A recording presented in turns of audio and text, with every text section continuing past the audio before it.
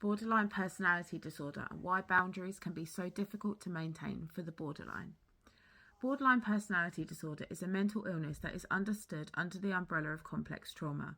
It is a personality disorder which has a genetic predisposition. However, it develops throughout childhood based on the trauma experienced and support provided surrounding those experiences. Symptoms are not, however, fully evident until late adolescent and adult years. Due to the nature of BPD, loved ones can often be on the receiving end of our intense and volatile emotions and the problematic urges and actions that come along with this disorder. It can be incredibly difficult for one to maintain healthy boundaries with a loved one who presents with borderline or similar intense emotional experiences due to the clear distress we can experience. Boundaries in any form can certainly be reported as a well-known trigger for our spiraling emotional responses. In my mind, the very fact that we feel such intense emotional lability around boundaries makes them all the more needed. Even though it would be easier for all involved if we just dropped all the boundaries and let the borderline run the show. Often, the borderline will view the boundaries themselves as the problem. However, I think the reality is far more complex. Borderlines are often reported by those around them to be incapable of navigating boundaries, often reacting to them with an intensity that does not appear reasonable to the onlooker. However, I think this is a misrepresentation of what is really happening underneath the visible turmoil. As borderlines, boundaries can often be a known trigger for our spirals. There are no words to adequately explain the internal experience to others or help them understand the intensity that rushes through our bodies and minds.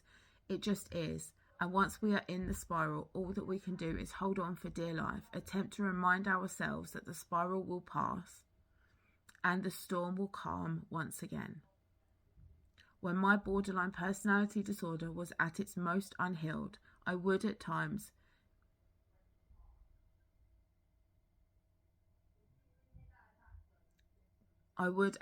be seen to physically hold on to furniture with tightly clenched fists as though I was attempting to avoid being dragged into an active tornado that may rip the house from its very foundations at any given moment. That is the intensity of a borderline spiral. At its worst, that is what we are living with. That is why it can be described as akin to dying, because perhaps dying in those moments would be easier. All we are really yearning for, though, is peace, in this life or in another, and as the intensity hits full force, for many of us, we are not bothered which life we end up in so long as there is peace. I think given the intensity I described above, borderlines can be forgiven for seeing boundaries as evil, toxic, harmful and problematic. It is rarely the trigger that is the problem, but the response we then have to live with afterwards, and the marathon-esque level of stamina, endurance and strength we must find just to merely survive until the next time, because there always is a next time. Outside of the borderline experience, it is easy, I'm sure, for us to recognise that for one to establish and maintain healthy friendships, boundaries are required. Easy also for most to understand their importance and to seek out interactions with others who are well boundaried. Being diagnosed with borderline personality disorder and having undergone years of therapy, healing and growing, I am now acutely aware of the need for boundaries.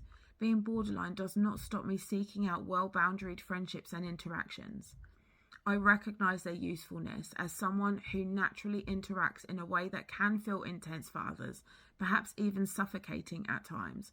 I appreciate, respect and value the boundaries of others, and in fact, I tend to be more concerned for the friendships where I see the other person will struggle to communicate their boundaries. I may always find it hard to be the one to communicate and maintain the boundary. Not only do they continue to trigger me, although to a lesser extent these days, but my borderline would always rather not have them, making it a tiring process if all the work falls on me and me alone. Without boundaries within my friendships, I can become emotionally reliant on the other person. Not only is this a huge expectation to be placed upon another person, but for me it also prevents my own healing. If I am always relying on others to help navigate and minimize my spirals, then I am never learning to navigate these things myself.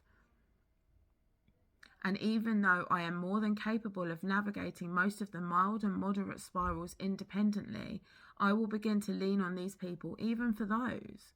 The borderline is like a muscle in my mind.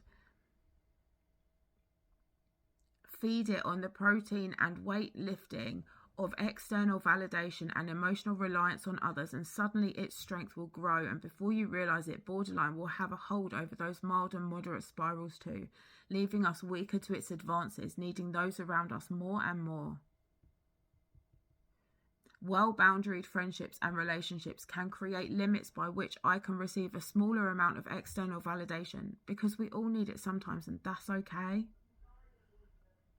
The limits that boundaries create, though, if respected and maintained by both parties, can have the benefit of avoiding this type of reliance in the first place, or if the reliance is already existing, they can gently and compassionately steer me away from this continued reliance, allowing me to be back in the driving seat and allowing the borderline muscle to decondition into a smaller, quieter, and much more manageable version of its former strengthened self.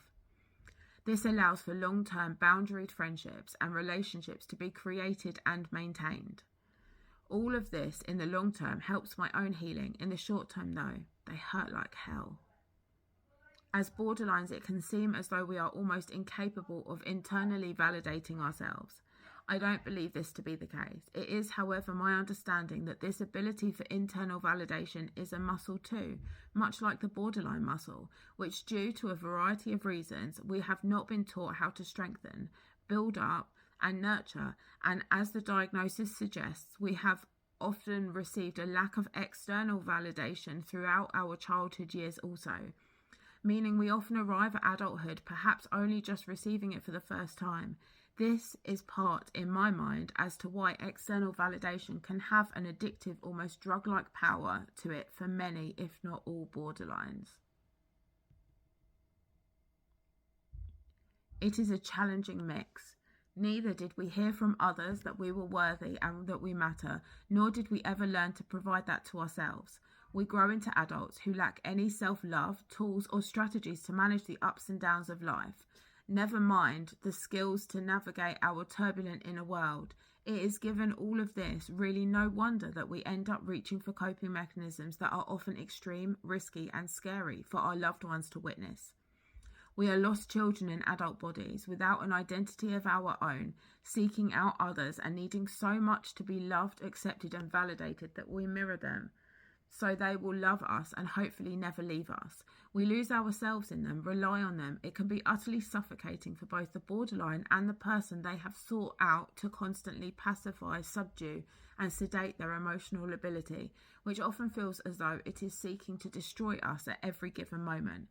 Then we get too much, and then they begin to impose boundaries. And before long, the borderline senses the panic, the tsunami stirs, gathering speed at an alarming rate. But of course, all anyone sees is, it's the boundaries, they are the problem. Finding others who can provide the external validation we need, it can be as addictive as the most powerful drug. When it is there with unlimited supply, it is a euphoria that cannot be described beyond compare. The rush of calm it provides in our often chaotic lives is, well, dangerous if not handled correctly. Let's just say our significant other or close person, platonic or romantic, does provide this limitless validation, and we become hooked. As time goes on, we become adapted to its existence. The borderline will grow to fit into any amount of external validation. There is no limit. Eventually, the person providing this will become suffocated. They will feel an incredible amount of pressure on them, so they will distance, create boundaries, and the borderline's life force will go with it. Remember, I spoke of this preferred person. I'm purposefully not using the favourite person language because this is not the same as when someone FPs someone. And how the borderline often assumes their identity. Well, what happens during the distancing phase? Not only do we lose our drug of choice, but we lose our life force and our whole identity. We become a lost child alone in a crowd of people, screaming, crying, pleading for someone to show us the way home. Only no one comes when we call, and when they do,